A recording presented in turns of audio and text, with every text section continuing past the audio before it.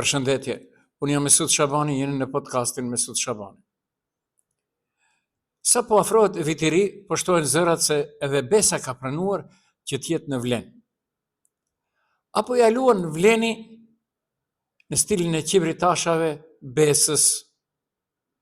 Pra, me një vit rotacion, Besa, që ka edhe degë të shtrira, edhe 3 komuna, të tjerët me konstrukt artificial politik. 3 vite pra në rotacion. Skopskoj sve je možno, është reklama birarisë së Shkupit. Kush mundohet të shet dushk për kokra tek Vlen? Gjërat dihen botërisht. Besa e Bilal Kasamit e vetmja ka fituar deri tash 3 komuna, Tetovën, Të Arcën, Zhelinën. Dhe me strukturën e teren, aq sa ka më shumë se 3 të tjerët bashkë në Vlen, ndërsa LD Izet Mexhiti një gjysmë komunë për atë shahiri. Alternativa hiç, Arben Fetaj e në televizja Arbëria, jo që s'kan antar, jo që s'kan dek, po edhe pa kryesi janë. Dhe në Tetovë kjo përkthet kreditë si loj e qibritashave të ure e gurit Shkup. Dikush e fshe në gisht gurin. Nga Vlen thonë se presidenca është parapar të përbëhet nga 4 antar me mandat 4 vjeçar. Vendimet në presidencë do të merren me konsenzus, ndërsa kryetari i Vlenit do të zgjidhet me rotacion çdo vit. Rotacioni i kryetarit do përcaktohet me short, ndërsa pozitat e tjera do të akordohen paraprakisht. Koalicioni i Vlenit do të shndrohet në një parti të vetme politike me emrin Unioni Demokratik Shqiptar Vlen, sa gjatë, UDSH Vlen, e cila do të regjistrohet si organizatë politike në regjistrin qendror. Çfarë thoni be? Se ku duhet të regjistrohet? Dhe ndalemi në atë që e thamë në fillim. Pra, Vlen si koalicion, vetëm Besa brenda saj ka një legitimitet. Të tjerët, jo që s'kan, po janë konstrukt artificial politik. Vlen në formën aktuale është më shumë konstrukt artificial politik se sa koalicion real me bazë. Pjesa dërmuese e subjekteve përbërës nuk kanë deg antarësi as teren, ndërsa pesha reale bie mbi Besën e Bilal Kasamit, e vetmja me strukturë funksionale për momentin. Pikrisht këtë fakt po tentojnë të ambulojnë me formulën e rotacionit dhe barazisë në letër. Pra, cilët janë problemet kryesore? Dëgjoni, LD vetëm me një deg Shkup të organizuar. Alternativa praktikisht e reduktuar në Shkup. Arben Fetaj në televizja Arbëria, pa antar, pa teren, pa kryesi. Besa e vetë një strukturë reale, por e barazuar artificialisht me subjekte pa peshë. Rotacioni i kryetarit me short nuk është demokraci moderne, por mekanizëm për fshehje disproporcioni. Kur 4 subjekte marrin nga një hise, por vetëm njëri ka baza reale, kemi barazi formale dhe pa barazi reale. Dhe pse vendimarrja me konsenzus në presidencë për veshët tingëllon bukur në statut. Në praktik, paralizon vendimarrjen, i jep vetë subjekteve pa legitimitet elektoral. Dhe atëherë, Vleni nuk po ndërtohet mbi votën dhe strukturën, por mbi pazare funksionesh. Rotacioni një vjeçar i kryetarit nuk e forcon unitetin, por e thellon krizën e identitetit dhe e shndron koalicionin në menaxhim interesash, jo projekt politik serioz. Në politik pesha nuk fshihet me short. Ta sqarojmë pra. Konstrukti artificial politik është një bashkim i krijuar nga lart, me marrëveshje të avëline, jo i lindur nga baza, vota apo nevoja reale politike. Nuk del nga tereni, por nga kalkulime personale dhe ndarje rolesh. Ndërsa në praktik nënkupton konstrukti artificial politik, pa bazë reale, subjekte pa antarësi, pa dek, pa elektorat, trajtohen si parti me peshë të barabartë. Unitet formal, jo real. Në letër duken të bashkuar, në teren nuk ekziston as koordinim, as identitet i përbashkët. Statuti është për maskim. Rregullat si rotacioni me short dhe konsenzusi përdorën për të fshehur faktin se njëri ka forcë të tjerët jo. Legitimiteti i saj pozitat shpërndan paraprakisht që të gjithë të duken fitues edhe pa mbështetje popullore. Dhe kuptohet që dëshpëria është e dobët. Sa po të shfaqet interesi personal ose presioni politik, konstruktet e tilla çohen. Pra tipim shkurt të shqip. Konstrukt artificial politik, bashkim pa rënjë, që qëndron për aq kohë sa funksionojnë pazaret, kur mbaron interesi, mbaron edhe uniteti. Ministria për marrëdhënie ndërretnike, ku ministër është Stojlkoviçi, nga partia sërbe në Maqedoni, këtyre ditëve ka qenë në qendër të vëmendjes, edhe më herët, por këtyre ditëve më tepër.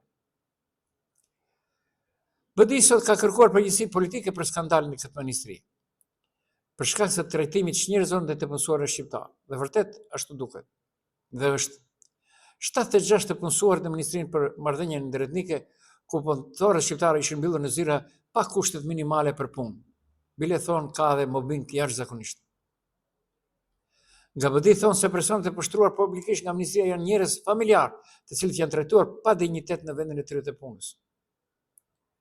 Po ashtu ndodh kur gjërat lehen për gjysmë. Në këtë ministri, para disa viteve udhëheqte Artan Grupi. Artan Grupi i qoftë lehtë pushteti, por i rënd ishte si realizues. Vetëm i mbushi dhe pa u dhënë ulse. Mos u çuditni. Këtyre ditëve më ka rastisur në degën e ndarë të Universitetit Shtetëror të Tetovës të Mjekësisë përballë Spitalit Klinik, edhe atje nuk kishin të punësuarit ulse në një dhomë 7-8 të gjinjës femërore, pa ulse të gjithë. Pa ulse. Pra, kudo që udhëheqin shqiptarët, udhëheqin në mënyrë katastrofale. Nuk është okej, por ne vazhdojmë më tej. Mbi 10.000 qytetarë turq kanë kërkuar shtetësi maqedonase. Ka një kohë dhe nuk kam pasur telashe, por më tepër kam pasur sqarime me dikë nga politika atëherë aktuale e BDI-s, nuk është e vërtetë. Dhe tash doli. Gjithsej, 10.500 qytetarë të Republikës së Turqisë kanë ndërzuar kërkesë për të fituar shtetësi maqedonase me bazë prej ardhjen nga Maqedonia. Unë kam një informat tjetër. Ambasada e Maqedonisë në Turqi është e bombarduar. Mirë, po janë fshehur gjërat. Për këtë edhe kam pasur pra një debat konstruktiv dhe të realt. Të gjithë kemi ka dikë që është në Turqi. Nga Ministria e Punëve të Brendshme informoi se bëhet fjalë për qytetarë turq që duhet të vërtetojnë para institucioneve maqedonase se janë të shpërngulur nga vendi dhe kanë prejardhje etnike të shtetit të Maqedonisë. Pra, për çdo ditë më tepër vjen të kushtuar numri atyre të cilët dëshirojnë që të kthehen. Mos si të kthehen. Si? Kur trojtë e tyre nuk ekzistojnë më në për tapia, që quhet kadastër tash. Okej, do shohim se si të zhvillohet, por unë prapë them mbi të gjitha, fati ka shteti i Turqisë dhe ambasada e Turqisë në Shkup, që nuk angazhohet personalisht, pra Turqia, që të bëjë zgjidhje. Nëse do të bëri poterën këtyre ditëve duke thënë 700.000 euro vodhi për 50 karike ulse. Taravari. Këtyre ditëve doli tha 700.000 euro nuk bie në zatin dhe 700.000 euro për një rrugë që nuk ekziston. Dhe tash në mbrëmje ka një përgjigje betës nga Aki. Janë parashikime, nuk janë realizuar pagesa. Që i bie se unë nuk kam asgjë kundër Valbonit, mirë po Nevzati pas ka pas të drejtë. Në dokumenta është shumë. Aleanca Kombëtare për Integrimin Ndërkombëtar duke i quajtur të pabazore dhe propaganda politike akuzat e Nevzat Betës ndaj kandidatit të aktivist për kryetar të Kosovës Valbon Limani, thotë se shifrat e mjeteve financiare që përmend Beta janë paraparë me kontrata, mirë po të njëjtat nuk janë realizuar. Ka një ndodhim mjaft interesante. Në valën e migrimeve të popullit shqiptar nga Shqipëria në Itali, rastisën që një shqiptar të punojë te një pasanik italian. Dhe pas një kohë e le punën kthehet në Shqipëri. Pas shumë viteve e thret në vizitë të vi pasanikun italian. Dhe kur vjen pasaniku italian në Tiranë befasohet gjithat pasuri. Thotë si e krijove, ti ishe punëtor tonë, thotë e shef atë urën atje, kthen kokën jo. Më thonë, te ne në Maqedoni çdo gjë është e mundur, skop. Dhe do kisha thënë edhe diçka tjetër, por nuk më do ma zeni për të madhe. Këtyre ditëve, shoqata e pensionistë të Maqedonisë ka bërë me dije se është rritur fondi për gjithë ata të cilët do vdesin dhe familjet e tyre pastaj do marrin si kompenzim për harxhimet e varrimit. Nga 500 euro tash është bë gati se 600 euro. 40.000 denar. Njerëz, mos vdisni për 40.000 denar. Nuk është okej, por ne vazhdojmë më tej. Pra, gjithandej.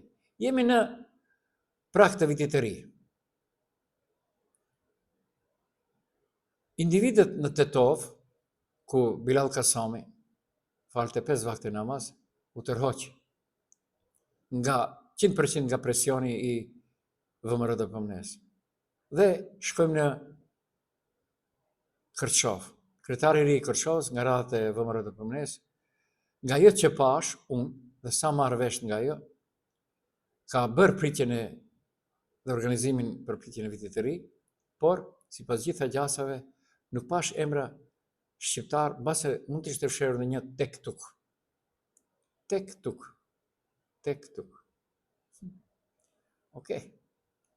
Tu unë ju përshëndes, jam Mesut Shabani, dëgjohemi në edhe të tjera në podcastin Mesut Shabani.